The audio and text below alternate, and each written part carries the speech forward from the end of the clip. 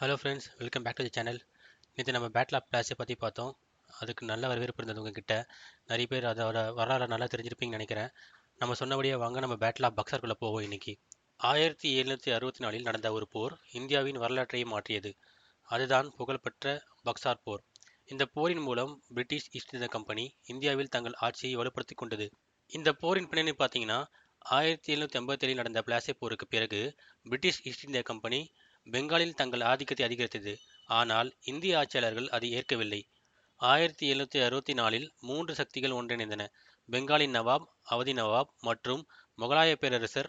இவர்களின் கூட்டணி பிரிட்டிஷை எதிர்கொண்டது. பக்சார் பகுதியில் நடந்த இந்த மோதலில் இந்திய கூட்டணி வலுவாக இருந்தாலும் பிரிட்டிஷ் படைகள் சிறந்த பயிற்சி மற்றும் ஒழுங்குடன் இருந்ததால் வெற்றி பெற்றனர். இந்த வெற்றி மிக முக்கியமானது. பெங்கால் முழுமையாக பிரிட்டிஷ் ஆட்சிக்குள் வந்தது. இதுவே இந்தியாவில் பிரிட்டிஷ் காலனித்துவ ஆட்சியின் அடித்தளமாக அமைந்தது. இதன் முடிவு பக்சார் போர் இந்தியாவின் எதிர்காலத்தை தீர்மானித்த ஒரு திருப்புமுனை. இந்திய கூட்டணி வெற்றி பெற்றிருந்தால் நமது வரலாறு வேறுபட்டிருக்கும். ஆனால் பக்சார் போரின் முடிவு இந்தியாவின் எதிர்காலத்தை பிரிட்டிஷ் கைகளில் ஒப்படைத்தது. இந்த பக்சார் போர் தான் இந்திய சுதந்திர போராட்டத்தின் நீண்ட பயணத்தின் தொடக்கமாக அமைந்தது. ஸோ மக்களே, நம்ம சொன்ன மாதிரி பக்சார் போரை பற்றி நம்ம வீடியோவில் பார்த்தோம்.